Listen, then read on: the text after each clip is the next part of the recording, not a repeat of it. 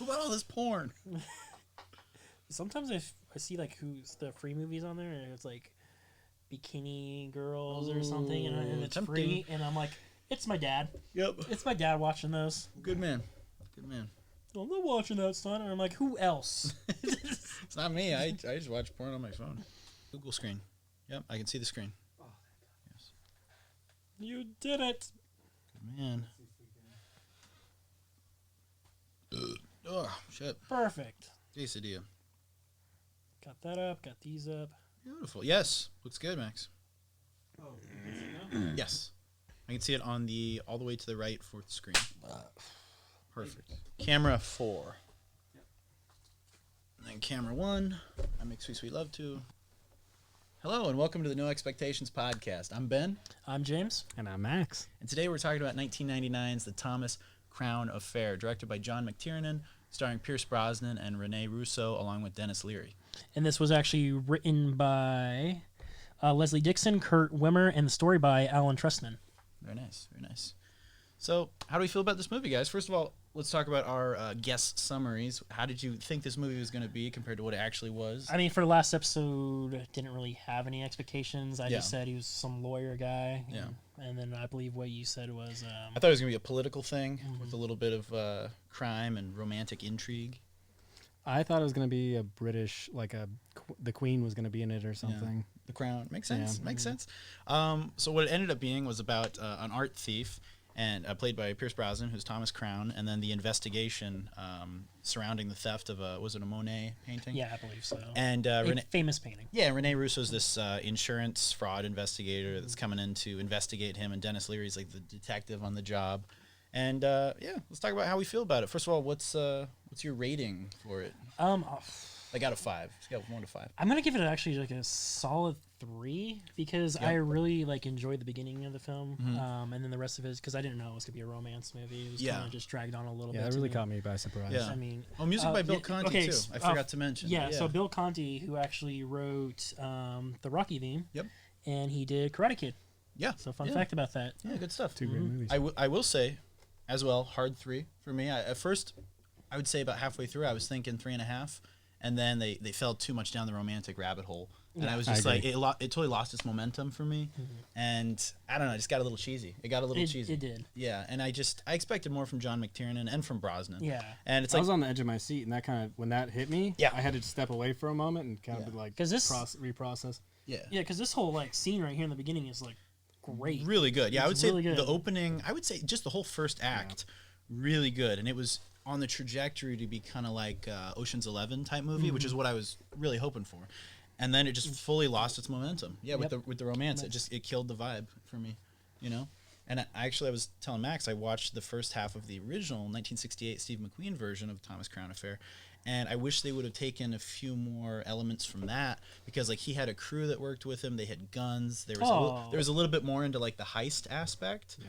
And it was actually showed them committing crimes, and he had people he was working with. Here it was like you said, he was on his own. Well, I mean, he hired a fake crew, I guess. And they were disposable. Yeah, you just kind of didn't really care if you. Yeah. And I wish they would have played that up because in the first one, the original one, 1968, Steve McQueen takes him into this hotel room and they can't even see who he is, and he has a voice changer, and he's you don't get to know any of the details, you just get to know about your payment and what you need to do. And he's that way if they question you, you don't know anything. And I'm man, I wish they would have done that with the Brosnan one. It would have been way cooler. They tried to keep it mysterious how I didn't know that they were involved together until real late in the game. Yeah. So that was another, sort of like how in Fight Club where they didn't want you to know the angle that you know in the book, maybe. Yeah. And it's still a good movie, though. Like I said, it still gets a 3 out of 5 for me, but I was hoping for a 5 out of 5. Yeah, I literally went to pick it up last night just to watch it, and I kind of don't want to own it. It's a one-time watch. Yeah, I will say it's a one-time watch. It was beautifully shot. Yeah. Really well done. The acting's not bad. I'm not a huge fan of Rene Russo. I don't even know what else she's in, honestly. I don't know. She kind of... The newest Thor movies, that's it. She plays Thor's mom. Okay. She kind of reminds me of a knockoff Skylar from Breaking Bad. You know what I mean? Nice breasts. You get to see him in the movie. Spoiler alert. But aside from that, it's she didn't really do it for me, you know? And I guess that kind of leads to our new segment, alternate castings. If we could have an alternate universe where we could recast this movie, who would you cast? And let's do like top 3 choices for the main characters. So for Pierce Brosnan, I'm gonna go with these 3 people: Pierce Brosnan, Renee Brosnan. It's okay. Sorry, I don't know why I keep saying that. It's Brosnan. Brosnan. And Brosnan. Rene Russo and Dennis Leary. I got Harrison Ford. Fuck, same. I knew Same. I knew we were gonna have the same. Same. And I got Michelle Pfeiffer. Oh, good choice. Okay. Good choice. I was thinking you might do that one. No, good choice. And then I got Gary Busey as Dennis Leary. Really good. Yeah. Really solid. I was thinking like the Point Break era kind of Gary Busey. Okay. So it was a little bit earlier. I guess. Well, that was 1991 Point Break. Yeah. This is 1999. You can make it work. Yeah. I mean, he got a little crazier that year. Yeah. I actually did 3 for each character. I did like 3. Oh, you did 3 for 3, but it's okay. I'll do my top ones. So the first ones who came to mind, aside from Harrison Ford was the first one I thought of. Next choice would have been for Thomas Crown, Mel Gibson. I think Mel Gibson would have been really cool. I can see that. For the insurance lady, Renee Russo, I was thinking Julianne Moore would have been good, or Catherine Zeta-Jones. Actually, would have been kind of cool. About Catherine Zeta-Jones, I feel like could be kind of like serious, and like you could see her being all into the art world. You just want to see her boobs. I would love to see it. Big fan. Sorry, Michael Douglas. I like it. And then for Dennis Leary, I would say Kevin Spacey or Nick Cage. Ooh. Investigating. Ooh, I like that. Kevin Spacey. Yeah, Kevin Spacey could have been really good. Yeah, he was a good villain. Yeah. Or even before that, I had thought maybe even Tommy Lee Jones. Tommy Lee Jones could have been kind of good, but I was thinking like kind of like if he was in there, I would want more of him on the screen. Yeah, like U.S. Marshals era. Yeah. You know, like that would have been cool. Because Dennis Leary on this movie was like, what, altogether probably like 5 minutes of screen time. Yeah, maybe 8. Yeah. Like not enough for what he is. But yeah, I mean the movie is good, but it could have been way better, and it could have, especially with John McTiernan. Like it's like I feel like this was kind of beneath him, knowing how good he is. Because like the guy did Predator, the guy did Last Action Hero, the guy did Die Hard. It's like, unfortunate he didn't make more movies because of what happened. I mean, I think you know more about this it. part freaked me out. Like you got 4 Russian dudes and a single horse, and all they use a scuba apparatus. Yeah, this was cool, but I was kind of like 4 guys fit in there. Yeah, like, that jeez didn't make any sense. Big head Todd here doing his thing. Yeah. There's no way they fit Max, in there. what was your 3 choices? Yeah, I'm sorry, Max. What was yours? So for Pierce Brosnan's character, Sean Connery did great. Bond. So I thought maybe throw a young Sean Connery in there. I could see that. Yeah. Even 90s Sean Connery, he still could have pulled it off. He could have pulled it off. I think he still could have. Yeah. Wait, was that woman? Okay, so the woman was a detective too. She was the client of the detective. She was investigating something with the insurance on the painting for that specific painting. Right. So she's she was like working with the cops. Yeah. I knew she wasn't a cop, but I put her as detective woman when I wrote this early on. Yeah. Julianne Moore.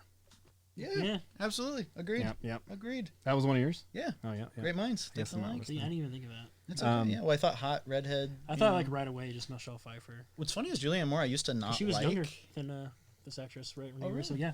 Renee Russo was 45 when this was filmed, and tell. Michelle Pfeiffer was 41. I mean, they did the right thing by having that character be a redhead. Yeah, I agree. Gillian Anderson would have been great too. Now that I think about it, hot redhead, 90s. Good. I'm sorry. Continue. Who else? And then for Dennis Leary's character, I thought Lewis Black. Oh, that would have been because that would have been hilarious. That would have been cool. Yeah. He's just Lewis so Black. angry. Who stole the fucking Monet? Where's the goddamn Monet? You fucking cunts! You're fucking him, aren't you? It would have been a completely different movie. It would have been amazing. Lewis, stop screaming! Don't tell me what the fuck to do, you artsy motherfucker! It's funny because I just watched the set the other day when he's in. I totally forgot he was in there. I totally forgot he was in there. That's funny. Now I love this. Like I said, the opening was really freaking good, man. Like the guys coming in, still not as cool as the guys in 1968 though. He had a cool crew in the 60s, and they all came in with pistols and they held guns to people's head. They actually shot people in the 1968 one, and I was like, oh, way cooler, like way cooler. Okay, so we got 2 guys out. We got a 3rd guy. Then the 4th guy comes out like a little baby monkey being birthed.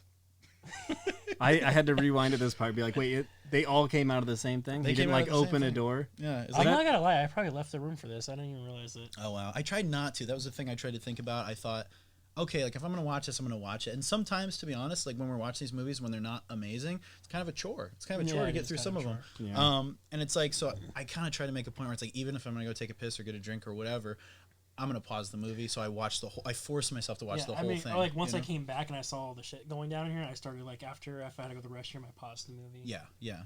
But it's like it had elements of a great movie, but it just didn't quite work. And I think it could have benefited from a recasting, even though I really love Pierce Brosnan. But I don't know, it kind of felt cliche in a lot of areas. Like, I don't know, there were just certain things, like the romance was really cheesy and over the top, and it's like, how many positions can you lay on top of someone? Like, it was like wacky. On the staircase they do it. I get it, but it was like wacky sex scenes, and like, I don't know, there were just too many things, like, I don't know, they just felt like 90s cliches, you know? So what's funny, too, because I wanted to touch on this, I mean, it must have been good because they were actually going to make a sequel to it. Really, yeah. In 2006. It did well at the box office. It, like, doubled its money, so. And it actually, because whatever, John McTiernan couldn't direct at the time, it was going to be... because he went to jail for... What did he go to jail for? Tax evasion or something? I think so. He was involved. It was going to be directed by Paul Verhoeven, you know? Oh, okay, yeah. RoboCop and Total Recall. That could have been cool. Yeah, and it was about, like, if I was reading it, let me see again. 2 lion statues or something, and yeah, they were gonna steal some statues that were gonna be in auction. Oh, that would have been sick. And Renee Russo wasn't gonna be in it because she was too old for Pierce Brosnan. Gotcha. They were gonna get some other like younger, hotter. Halle Berry, get her in here. I'm doing Bond already. I don't care. Get in here. I mean, they were already in Bond together. Yeah. She was a good Bond girl. I feel like this is the perfect movie for your horny aunt. Totally. Oh yeah. Yeah, you know Carol. But no, it's true. It seems like like at the time it would have been risque. And this is cliche too. And it's like, yeah, the spy stuff's kind of cliche, and I don't know. I just think with McTiernan and Brosnan, they could have done something amazing, and they kind of missed the mark. It's like this one. For literally his lineup, like you said, Die Hard, Predator. It's just this one was just lacking, and it's like even Last Action. And there's so much stuff they could have just copied from the original with Steve McQueen that was better. And it just and not saying that one was amazing. Like I said, I only watched half of it, but from what I saw, I was way more engaged. I mean, I was like eating lunch, and I was like, I actually really want to find out what happens, like with the McQueen one. And this one, when it got too romantic, I was kind of like, Well, I was reading up on it too because they said like they can't tell which one's more better. Like there's an argument of which film is better. Oh, really? Yeah, there's a percentage, like a lot of people like this one more. Yeah. But there's like that high percentage as well as the Steve McQueen. Yeah, I mean this one's cool, and like I said, I'd have to watch the whole thing. Here's a fun fact about the original one: Faye Dunaway was the insurance Insurance girl. What's her name? Yeah, and she also plays the psychiatrist in this one. Oh, yeah. So she's the older lady. So it's cool. kind of a cool crossover. Yeah. The Renee Russo character is what Faye Dunaway played, and then she plays the Dr. Melfi. I feel like the psychiatrist part too was honestly pointless though. Yeah. It was just here and there. It was just random. Like she just put her in there. Yeah. There was some other cool stuff. Like I said, just in the first 45 minutes of the original one, when they exchange money, like when the money's dropped off, Steve McQueen goes and picks it up at a cemetery. And I'm like, oh, it's so cool. Like no one's gonna be around in a cemetery. And I'm like, I wish they would have added that to this. Like there's so many cool visuals in the original that they totally could have added to this. They had the glider, but they had just Steve McQueen in the glider though. He wasn't doing anything romantic. Yeah, the girl ended up meeting him like down on the platform on the runway. But I don't know. This was a good movie. It's worth a watch if you're really a big fan. What year was this? This is 99. 99. Yeah. But I don't know. It was lacking. And also, I got to be honest, man, Bill Conti, the music in this really wasn't that good. I think it was good in the first act. Like it was more. It was super fun and like because it was all like this heist thing going on. Yeah, but some of it felt kind of like musical score that should have been in a comedy, but instead it was like here, like the one where it's like, what the heck, the scene with the lawyer being in the kitchen cooking with him. Like I was like, oh, this feels like the xylophone going. Yeah, it's like the music that felt like it should have been. Well, in a comedy. I feel like it was just most likely just a check for him. Yeah, I guess, but he's done better. Well, like his later years, I guess this would consider his later years too. Yeah. I think he just like whatever, paycheck after paycheck. Yeah, do it. I will say for this movie though, like I only because I give it a 3. 2 scenes are only good in this movie. Honestly, it's just the beginning and the end. His last little heist thing in there too. That's putting the painting back. That's what it was lacking. I think it needed at least 2 more heists. Yeah, because literally something in the middle. All he does is steal one goddamn painting and then he brings it back. I mean, they even like discuss with Renee Russo's character, like, oh, like bring her on, we could do this together. Yeah, and they never explored that at all. And what would have been cool is if like she would have like gotten kind of like swayed by him a little earlier, and like she was like kind of doing the departed like deception of the cops, where it's like she's in deep and she's already involved in a heist, and then there's still like another half hour of the movie to go where it's like she's like juggling 2 identities, or more like an hour of the movie, I agree. But What do you do? John McTiernan, take notes. I'm just kidding. Yeah, well, like the first part of the movie, I just was thinking about how the art world, they just, all these elitists, and they're just trading money and laundering money to each other, and the whole art world is really intense. Like all these elitists that are just, they'll give value to whatever just so that they can have a tax write-off. Or Isn't that weird? I feel like there's a lot of stuff in the art world that's kind of bullshit, where it's like, it'll be a okay piece or like some abstract thing, and they're just like, oh yeah, that's worth $2 million. $10 million. And you're like, not really, is it? Or are you just trying to con the system? Yeah, I mean, there's proof of auctioneers having plants in the audience, and they'll raise how much something's worth. Yeah, because you look at some of that stuff and you're kind of like, okay, like obviously art's subjective, right? But there's some stuff that's like just kind of lame and basic and shitty sometimes, and they're like, oh, that's a $5 million piece. I'm like, no, it's not. It's just like, a manipulated market. Yeah. It's like, it's almost like how they hyped GameStop. It's like, is that stock really worth that? No, but it's because they colluded and they amped it up. And it's like, which I think that's really cool. I'm glad that they did that. But when you switch that over to the art world, it's like, that's crazy to think like, oh, they're doing the same shit. Yeah, like, it's amazing. But anyway, I was expecting her to be into some shady stuff at some point. Kind of a disappointment. Yeah. Unfortunate. But as far as the music goes, though, the only song that I really liked was the at the very end, the Windmills of Your Mind or whatever. I think Sting actually sang that. That was a song from the original as well. There was a different version of it by someone else. I don't know who performed it, but I was like, oh, the one song I liked was carried over from the original. And you only watched like half of the original? Half of it. That's funny. Yeah, and I was like, oh, you caught on all that. Okay. I caught it. Yeah, that's cool. So you're a purist on this film? I guess, but I still appreciate this one. But I just feel like it had a lot of untapped potential. It's like, definitely watch it if you like Brosnan. If you're a Bond fan, check it out. It's cool. It's cool to see him in his prime. Yeah, I'm excited to watch the original now. Yeah, but the original, it's like Steve McQueen, and it's like like I said, his crew. Like I was like, you need more crew. It's like these guys were throwaway, for hire guys, but the ones in the original seem to have a little bit more.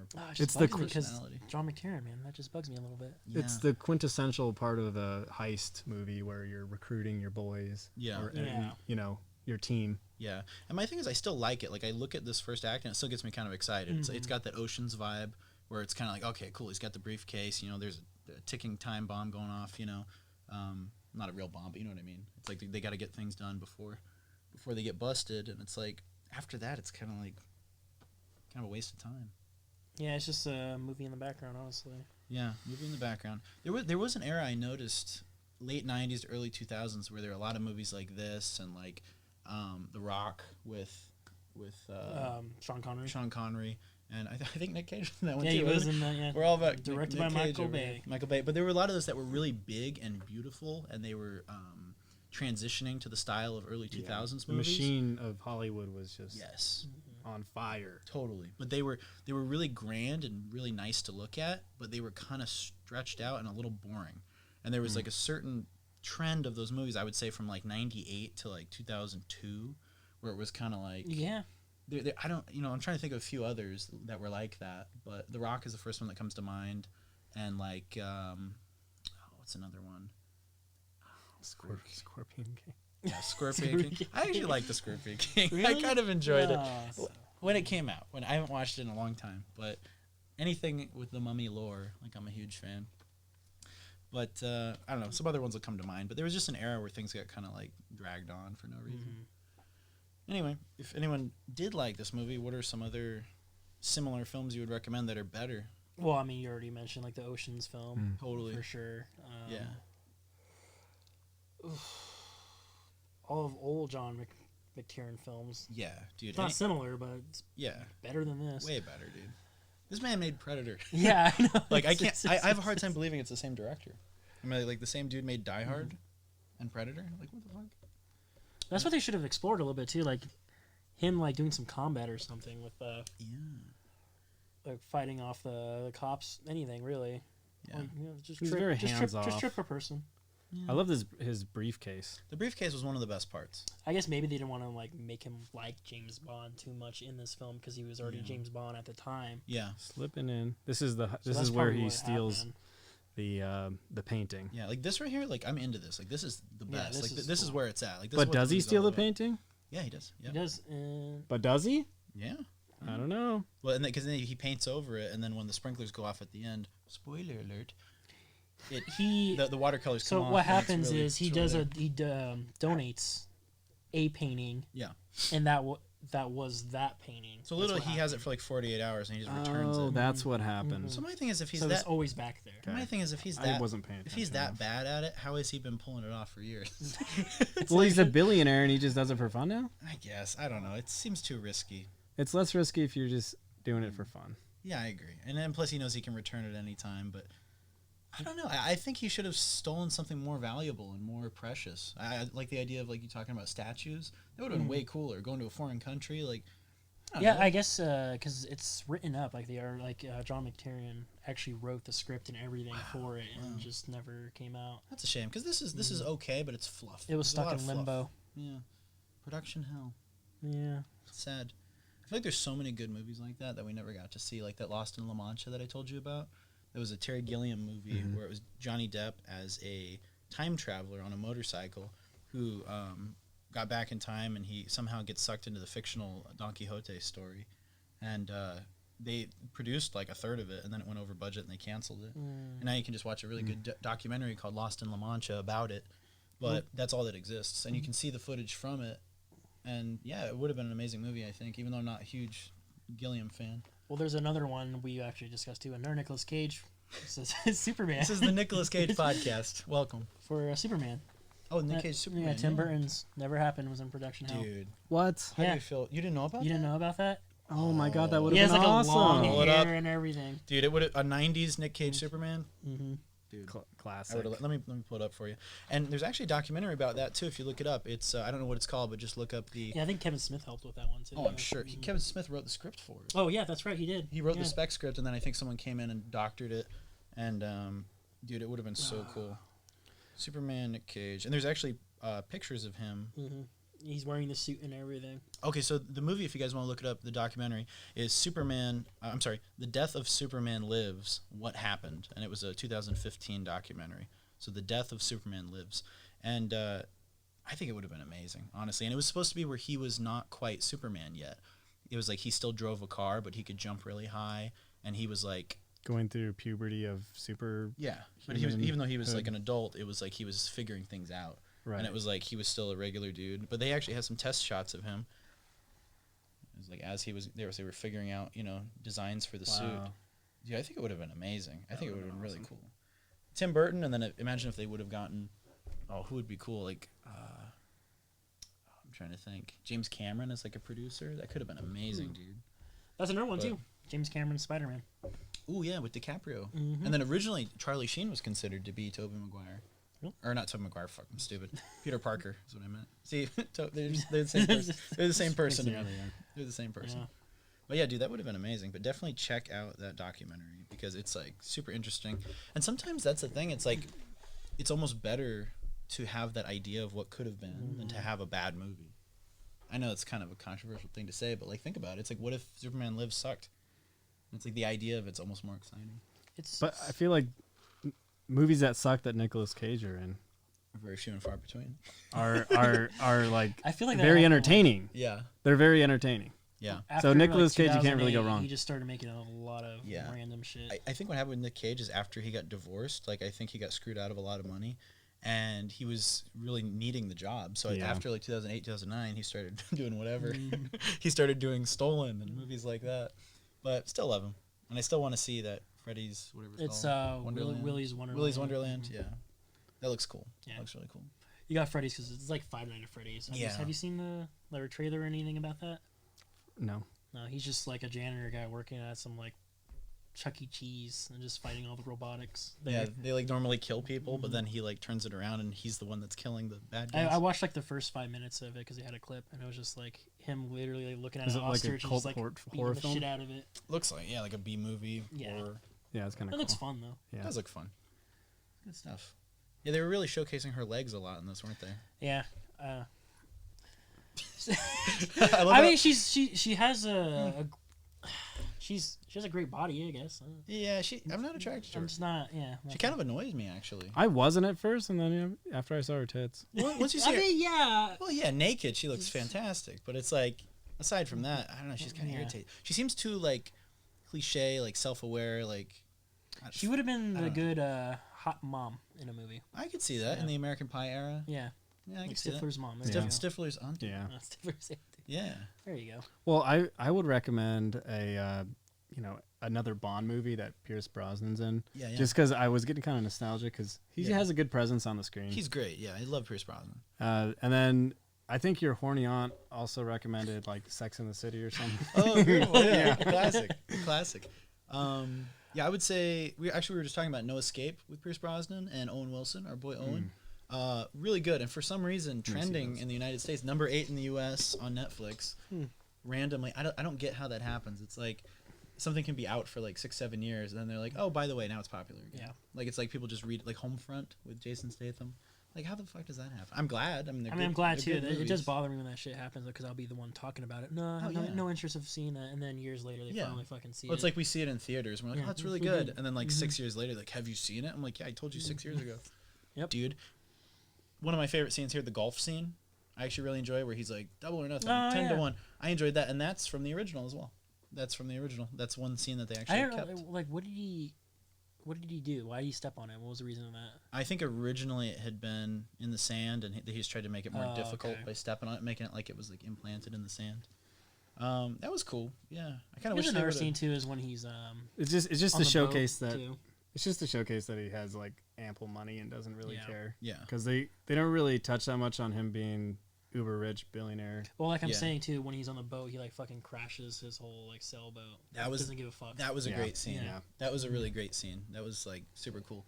If it would have been more of that and more of the golf and more of the heists, like that would have been amazing. Him just being, you know what it felt like? It felt like Pierce Brosnan was Bruce Wayne without the Batman. Right.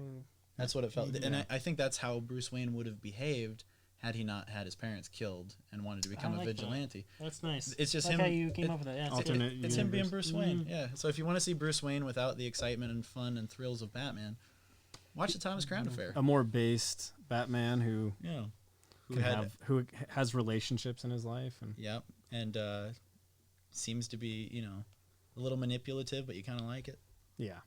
I mean, when you have all the money in the world, it's kind of cute. Yeah, and she's drinking green paint. We see here. She's a big fan of drinking. And then this guy, the cool black police chief, he's like always making funny faces. He's always like, "Hey, baby," like raising his eyebrows. Yeah, he had some good reactionary shots. Yeah, I think that's his whole role, was being reactionary. He's like constantly looking at Dennis Leary like. Yeah, they make a great team. Yeah, I would have liked to have seen more of them actually. Like another 10-15 minutes of Dennis Leary and his counterpart. That would have been cool. Coming to America, he was in, and White Chicks. That's where I got him from. White Chicks. He was the head detective guy. Oh, was he? Mm-hmm. Oh, wow. And he was yelling at them. Good shit. What would you guys like to watch for next week? What was it? Bringing back Harrison Ford. What's it called? As Mosquito. Oh, the Mosquito Coast. Mosquito Coast. So this is one, for some reason, it slipped through the cracks. Never seen it. And actually how I found out about it was I saw a clip on YouTube where it says Harrison Ford versus Jason Alexander. And so I don't know anything about the movie, but I saw a little clip, and it's him and Jason Alexander like kind of bickering in like an Ace Hardware. And I was like, okay, you got me. I'm going to watch it. Let's check it out. Yeah, I'm excited. Anything else you boys would like to add? Mosquito Coast. Yeah. So, what do you think about what do you have a prediction with that? Oh, I didn't even think. Yeah, go ahead. That's like a weird name. Yeah, it's a very weird. Let's show him the poster. I actually need to look at the poster myself. All right. Cool. We get to look at the poster. Yeah, it's the only thing you're allowed to. All right, let's see. Because like that's a Harrison Ford movie. For some reason, pull up the poster on the computer. Oh yeah. Okay, let's do it. Let's see. Oh, you got the mouse. Go ahead. There you go. Teamwork. Let's see. All right.